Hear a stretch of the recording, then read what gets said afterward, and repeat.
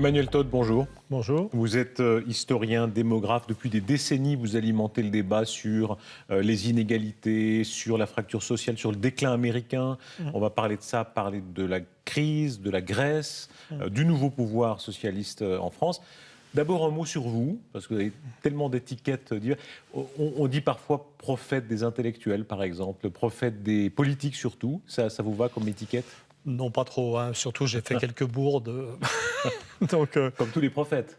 Non, le bon qui se respectent. Non, moi, je me dis en famille, je dis que je suis prophète certifié, parce que sur la Russie, l'effondrement du système soviétique, j'étais bon. Vous aviez prévu l'effondrement de l'URSS. Il n'y en a pas tant que ça qui l'ont prévu. Non, mais il y en a. Donc, moi, mon palmarès, c'est effondrement du système soviétique. D'ailleurs, c'est très triste. En fait, je suis beaucoup dans l'effondrement, mais il y a du bon. Effondrement du système soviétique, affaiblissement du système américain. Ça, c'est pas encore prouvé. On en reparlera tout à l'heure. Bon, quand même, c'est bon. Voilà. Bon. Impossibilité de l'euro, ça se présente très très bien. Ouais. Et les révolutions du monde arabe. Les bookmakers britanniques seraient ravis avec vous. Ils peuvent jouer il y a des moments où je me dis que si j'avais fait un autre métier que d'écrire des livres, la science, je pense que si j'avais été spéculateur, dans le domaine financier, j'aurais pu passer à la retraite avec un niveau de capital et de revenus très supérieur. La marque de fabrique qui vous a longtemps collé à la peau, c'est aussi la fameuse fracture sociale dont s'est inspiré Jacques Chirac, que vous avez reprise quand même. Non, absolument pas. Non, mais c'est tout à fait. Ça dit des choses sur le système d'information. Je n'ai jamais utilisé cette expression. Les mots non, mais la théorie oui. L'analyse politique, oui, tout à fait. Ça vous a beaucoup énervé qu'on vous présente comme chiracien pendant très longtemps ? C'était très difficile d'en sortir, surtout que je ne l'ai jamais été. Pour moi, l'épisode, tout ce que j'ai fait, c'était de laisser dire les chiraciens que, voilà.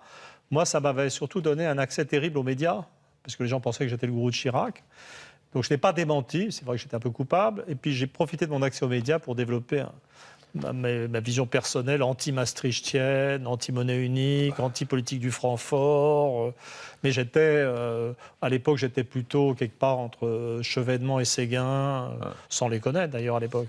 Et puis, un homme politique, si on peut dire, qui a fait l'honneur de vous citer, c'est un honneur très très ambigu, vous voyez à qui je fais allusion, je sais pas, c'est bien. C'est Oussama Ben Laden. Oui, moi je ne le classe pas homme politique. Non, terroriste, appelez-le comme vous voulez, mais en tout cas figure historique de fait. Honnêtement, quand on m'a, je crois que c'est mon fils aîné qui m'avait dit d'Angleterre, me féliciter pour avoir été cité par Ben Laden, sans qu'il donne le nom quand même. Ces mots exacts, je les ai retrouvés, c'est parmi eux, ils parlent des penseurs européens, etc., donc qui parlent de l'effondrement de l'Empire américain.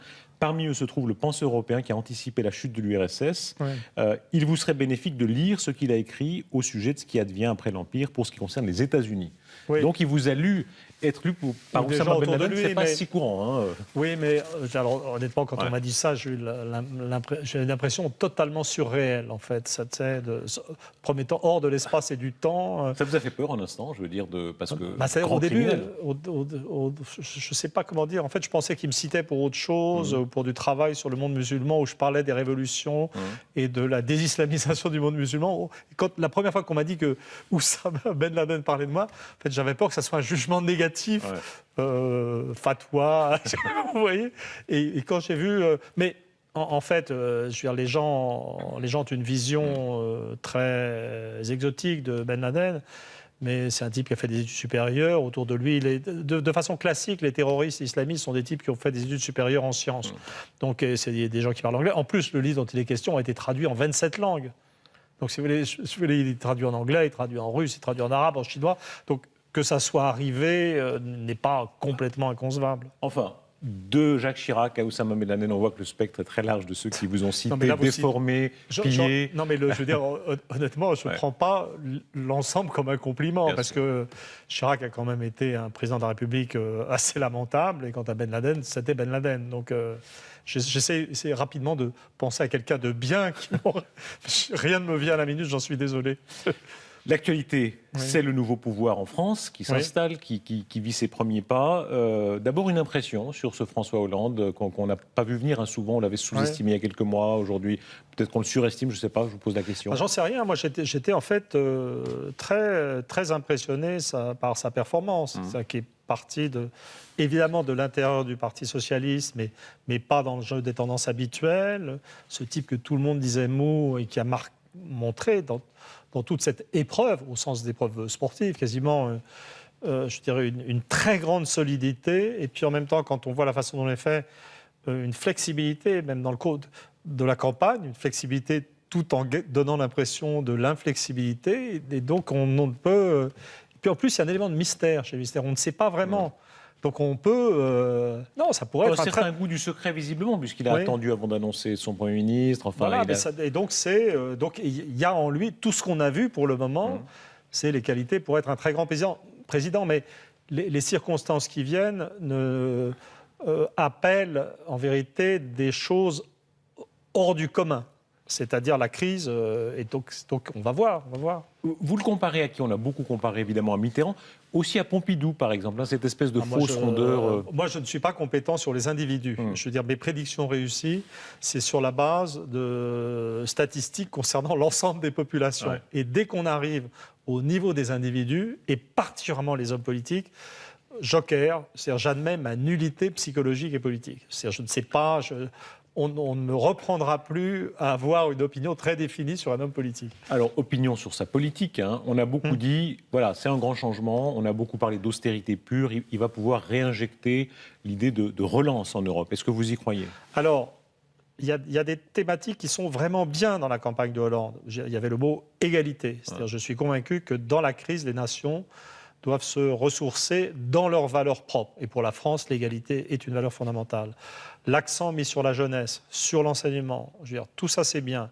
L'idée d'identifier l'austérité en Europe comme le problème, l'idée que affronter Madame Merkel sur ces questions, c'est stratégique, tout ça est bien. Mais il reste le fait que moi, en tant qu'analyste ayant travaillé sur la crise des systèmes économiques développés, je ne pense pas que l'Europe puisse sortir de la crise sans changer les règles du jeu. Et pour moi, il y a deux concepts zombies, en fait. Zombie, c'est ce qu'on croit vivant, mais qui est mort. Et il y a deux concepts qui sont comme les bornes de l'action des gouvernements en Europe et qui, pour moi, sont totalement périmés. Il y a d'abord le libre-échange, c'est-à-dire l'ouverture aux échanges extérieurs. C'est-à-dire qu'on ne peut pas faire de relance en régime de libre-échange. Vous dites qu'il faut un protectionnisme européen. Oui, parce que si vous faites... Modéré, mais un protectionnisme. Oui, modéré, intelligent, plurinational, sectoriel, tout ce qu'on veut. Mais si on fait de la relance, c'est-à-dire si on réinjecte des signes monétaires dans une économie ouverte, on fabrique de la demande pour la Chine, ou pour l'Inde, ou pour les émergents. Donc on ne peut pas. Et en ce sens, l'austérité n'est pas...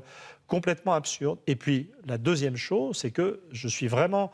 Alors, le passage au protectionnisme permettrait de sauver l'euro, je pense. Mais si on reste en régime de libre-échange, alors il va falloir renoncer à l'euro, parce que ça n'est pas gérable. Vous dites les inégalités, le mécontentement lors des dernières élections en France. On l'a vu, Mélenchon et Le Pen, ça fait un pourcentage de voix très impressionnant, de mécontents.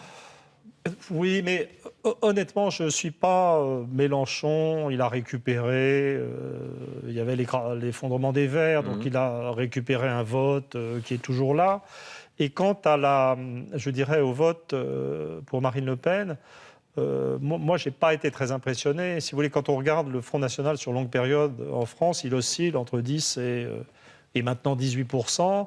En 88, il était monté à 15%. Donc, une sorte d'oscillation. Il a une base à 10%. Et puis, bon, ça. Et compte tenu du fait que Nicolas Sarkozy, président de la République, a pendant 5 ans activé tous les thèmes du Front National, moi j'avais dit qu'il s'était comporté comme un attaché de presse du Front National, que le Front National monte à 18%, sachant que 2 élections avant, Jean-Marie Le Pen devait être à 17%.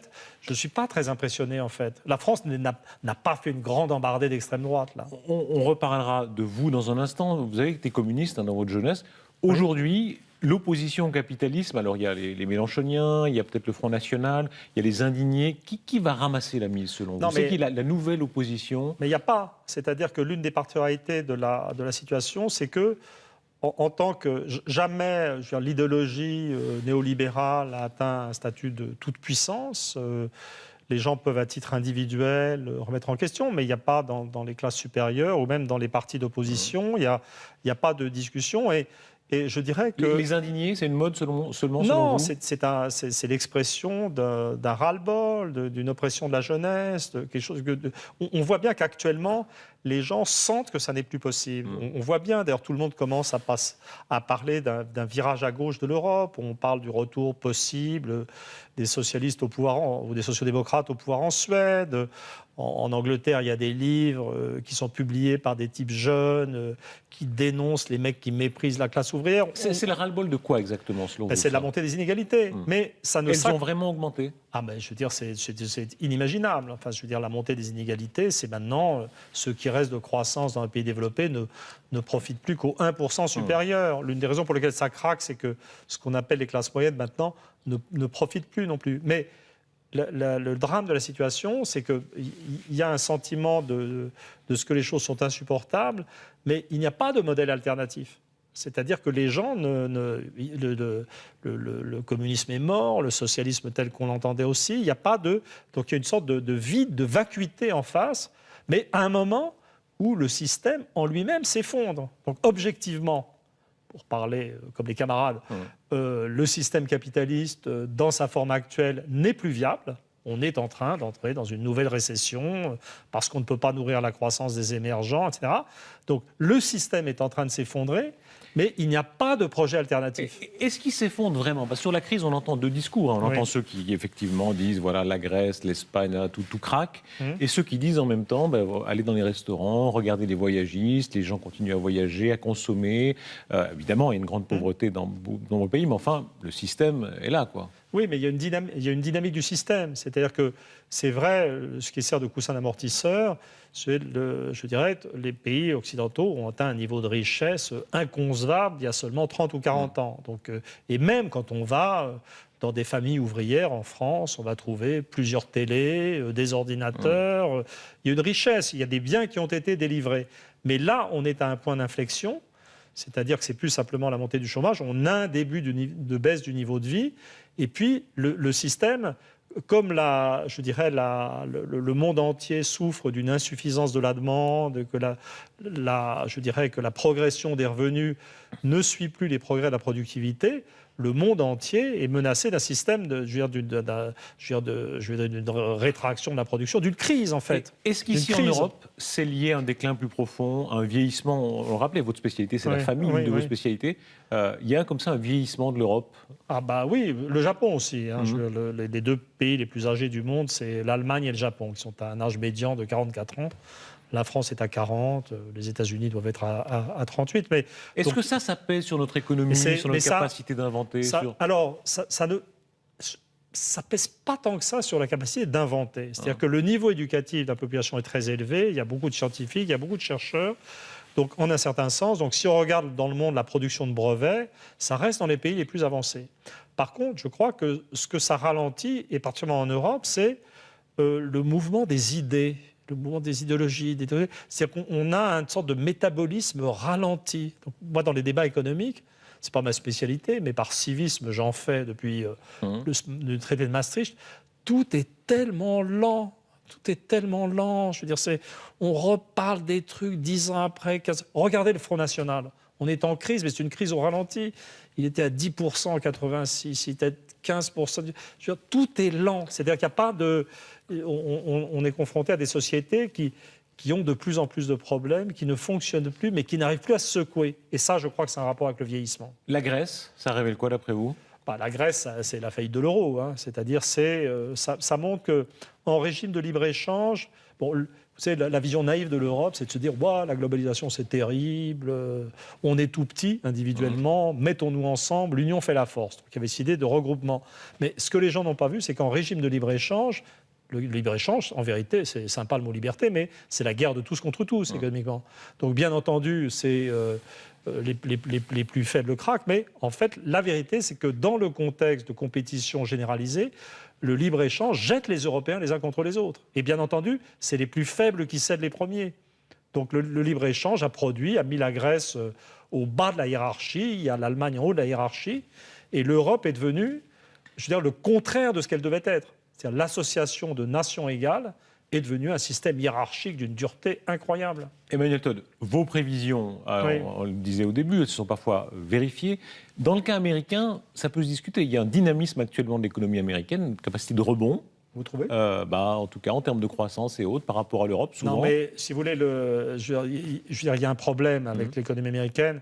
Moi, quand je fais des prédictions, c'est j'essaie d'aller, enfin, je vais au-delà des indicateurs affichés. Donc, si vous regardez le taux de, comment dire, le produit intérieur brut par tête, tel qu'il est mesuré aux États-Unis, et ben vous serez au top du top. Et puis si vous prenez une variable réelle... Vous finirez par avoir raison, c'est ça que vous dites. Non, j'ai déjà raison. C'est-à-dire que la façon dont on analyse la richesse et la performance américaine n'est pas la bonne. C'est-à-dire si vous prenez l'état sanitaire, le taux de mortalité infantile, par exemple, quand je faisais mes prédictions, je crois que les États-Unis étaient, en termes de performance, au 17e rang mondial. Il y a quelque chose, vous dites qu'il y a quelque chose de déglingué aux États-Unis. Hein, oui. Ça m'a frappé dans ce que vous écrivez. Même dans le système des trains, il y a quelque chose de déglingué. Oui, non, mais il y a quelques très bonnes universités. Il y a un rôle moteur dans certaines innovations technologiques. Il y a une bonne reproduction de la population. L'indice de fécondité globale est à peu près raisonnable par rapport à beaucoup de pays d'Europe. Capacité d'invention extraordinaire quand même. Mais c'est l'invention. Ça reste. Oui, d'innovation. Je veux dire le pays qui est vraiment impressionnant en termes de brevets, c'est plutôt le Japon, en fait, à l'insu du public. Mais le problème, c'est est-ce que cette élite centrale de créativité, est-ce qu'elle entraîne toujours la société? Mais si vous voulez, si vous prenez les statistiques de l'OCDE, vous verrez que les États-Unis, en termes d'ordinateurs personnels, sont sous-équipés par rapport à l'Europe. Il y a toutes sortes d'indicateurs réels. Nous sommes en campagne électorale aux États-Unis. Le phénomène Obama, est-ce qu'il ne vous a pas étonné vous-même? Le fait qu'un grand pays comme ça arrive à élire un métis qui a grandi en partie en dehors du pays, un profil, ce serait impossible de voir une telle élection en Europe. Ça serait tout à fait impossible. C'est fascinant quand même, non? C'est tout à fait fascinant. C'est tout à fait... pour parler franchement, ça m'a tout à fait étonné, mais ça ne veut absolument pas dire que l'Amérique a dépassé le problème du racisme. L'Amérique aura dépassé le problème du racisme quand il y aura un président noir marié à une épouse blanche. Ouais. Vous voyez, ça veut dire qu'il y a un côté accident de l'histoire, c'est un cas Obama. Comment vous voyez ça? Non, c'est compliqué. C'est que comment dire, il y a un jeu. Avant, la démocratie américaine fonctionnait sur le principe de l'égalitarisme blanc. C'est-à-dire que les Américains, à l'origine, c'était des Anglais. Donc l'idée d'égalité, les Anglais, d'accord, mais pas trop. Et l'Amérique a développé une vraie conception de l'égalité, démocratie américaine. Et je crois que cette conception de l'égalité s'était développée contre les groupes dominés. Il y a une sorte de fixation de la différence sur les Indiens, sur les Noirs, il y avait ça. Et là, en vérité, l'égalitarisme interne du groupe blanc a complètement explosé, la montée des inégalités est formidable, et la différence noir-blanc n'est plus aussi structurante.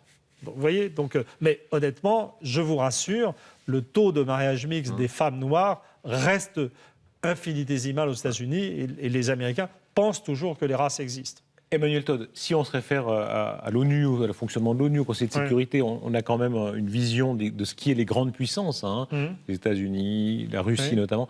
Ça va changer d'après vous dans 30 ans? Ce sera quoi les grandes puissances? Les grandes puissances, mais écoutez, je n'en sais rien. C'est-à-dire que je suis en train de faire un travail de prospective. Je crois que ce qui est très difficile et ce qu'on a du mal à admettre maintenant, c'est qu'il n'y a pas de pays qui va bien. C'est-à-dire qu'on est toujours à la recherche d'un pays qui va bien, mais les États-Unis ne vont pas bien, l'Europe ne va pas bien, l'Allemagne n'est pas un modèle, c'est la population la plus vieille d'Europe. On est de bonne humeur en vous écoutant. Je suis désolé, mais non, mais on peut en tirer, je dirais, ça peut éviter de paniquer. Je veux dire, l'idée qu'on est tous dans la même galère, ou que c'est des galères parallèles. Donc le Japon va pas bien. Moi, je ne fais pas du tout partie des gens qui pensent que la Chine va être le nouveau leader du monde. Les équilibres démographiques chinois sont catastrophiques. Rattraper, ça n'est pas la même chose qu'être le leader. Et donc là, on est dans une phase, je dirais, de tassement, d'hésitation. Mais faut pas... Je suis historien, le gros de l'histoire, c'est comme ça. En général, l'histoire, ça va pas bien. L'humanité avance dans le désordre. Donc il n'y a aucune raison de s'affoler. Emmanuel Todd, vous êtes un esprit hyper critique, on le voit bien sur tous les sujets que vous envoyez. Quand on regarde votre histoire personnelle, vous avez été un homme de foi communiste pendant votre jeunesse. C'était quoi? C'était 68? J'ai été stalinien pendant 3 ans, oui. C'est pas mal, 3 ans quand même. C'est surtout formateur et j'en garde de bons souvenirs. Ouais. C'est-à-dire que je ne fais pas partie des gens qui considèrent que les communistes sont d'abominables, sont des monstres. Le système communiste est une horreur. Mais les gens qui étaient dans les partis communistes étaient vraiment des gens bien. Vous avez gardé même une tendresse, hein, c'est votre mot pour cette époque-là. Mais si vous voulez. Tendresse pourquoi exactement? Mais parce que les gens désintéressés, dévoués, qui étaient au Parti communiste, étaient des gens tout à fait extraordinaires. Vous voyez, il y a une définition du capitalisme comme le système qui permet, à partir des plus mauvais instincts de l'homme, d'acquisition, gagner le plus en faisant le moins, l'optimisation par le marché, à partir des plus mauvais instincts de l'homme, on fait le système le plus efficace. Le communisme, c'est juste l'inverse. Vous prenez ce qu'il y a de meilleur dans l'homme, c'est le dévouement, etc., et vous faites le pire. Non, pas du tout. Vous savez bien que dans la moindre cellule communiste, il y avait les intrigues, la haine de l'autre, la volonté de casser l'autre, etc. Vous n'avez pas été communiste. Je sens que vous n'avez pas été membre de Parti communiste. Voilà. Mais je vous jure que je ne garde que de... Je me souviens vous voyez, en mai 68, juin 68, je suis au Parti communiste, je fais la campagne du Parti communiste.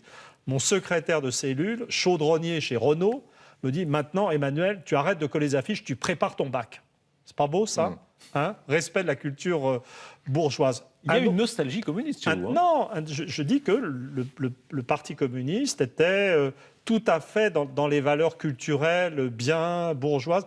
Autre exemple, un type voulait adhérer à la cellule, mais disait sans arrêt des trucs anti-arabes. Même truc, oui, tu peux voter communiste, tu peux être sympathisant, mais avec tes propos racistes, tu n'es pas digne d'appartenir au Parti communiste français. Donc ensuite, le PC s'effondre et on est surpris de voir apparaître le Front National dans une partie de la classe ouvrière française. Non, c'était vraiment des gens bien. L'aventure soviétique, on est ici dans un studio à Genève, pas loin d'ici, il y avait les appartements où logeait Lénine et quelques autres. Ce petit groupe de bohèmes, d'intellectuels qui ont réussi à prendre un pays, ça garde une... Non, mais ils n'ont pas pris le pays. Moi, dans mes recherches, l'un des trucs dont je suis le plus fier, c'est d'avoir identifié... sous les idéologies politiques qui sont devenues dominantes, des structures familiales particulières. Pour moi, le communisme, certes, Lénine a contribué, et le parti bolchevique, mais fondamentalement, ce qui a rendu le communisme possible en Russie, c'est que la structure familiale russe, paysanne traditionnelle, était communautaire, très vaste, porteuse de valeurs d'autorité, d'égalité, et que quand cette structure familiale a explosé, les gens se sont réfugiés dans le communisme, dans le stalinisme. Donc jamais la France n'a été menacée d'être bolchevisée, en fait. Un mot sur la Suisse, Emmanuel Todd. Vous êtes ici à l'invitation de Convergence et des membres de la Légion d'honneur. Alors, la Suisse, pays riche, très capitaliste, assez inégalitaire, mais où même les plus pauvres, quand même, profitent un peu de la prospérité générale. Est-ce que ce n'est pas un peu l'anti-modèle, Emmanuel Todd ? Non, mais pour moi, la Suisse, il n'y a que des pays spécifiques. C'est-à-dire, je suis anthropologue. Je connais les systèmes familiaux traditionnels de toutes les régions du monde. Je vais vous épargner une description des systèmes de Suisse alémanique, de Suisse romande, des nuances du canton de Berne. Enfin, en gros, le grand libéralisme qui profite à tout le monde. Et puis, il y a une histoire religieuse, il y a une interaction complexe entre protestantisme et catholicisme. Il y a un système très complexe qui s'est fabriqué avec de l'économie montagnarde et ça donne un pays tout à fait extraordinaire et extraordinairement efficace. C'est un miracle économique. C'est un îlot en Europe, en tout cas. Non, mais je veux dire, c'est une très grande réussite économique à côté d'autres réussites. Les pays scandinaves, la Suède. Je suis plus familier de l'histoire suédoise que de l'histoire suisse, mais la Suède aussi est une très grande réussite sur une très petite population. Il y a des pays, c'est très désagréable à dire, mais c'est en gros, on est à Genève, donc, mais je suis désolé, le cœur, pour un historien, le cœur historique de la Suisse est quand même en Suisse alémanique, je veux dire, il ne faut pas le dire. Donc vous allez trouver la famille souche, c'est un modèle familial de type allemand, associé à de l'efficacité, et donc l'efficacité suisse, ça va être une variante des efficacités allemandes, suédoises, japonaises. On attend le livre d'Emmanuel Todd. Mais ça tient parce que en Suisse romande, au niveau des structures familiales, les Suisses romands auraient dû être des Français. Mais la greffe protestante a donné un élément de sérieux et de responsabilité peu français. Merci Emmanuel Todd. Écrivez sur la Suisse. On attend un grand livre d'Emmanuel Todd. Non, mais je veux dire, dans mon livre, dans l'invention de l'Europe, sur le 90, il y a de longs développements sur l'histoire politique de la Suisse. Merci Emmanuel Todd. Merci beaucoup. Merci à vous.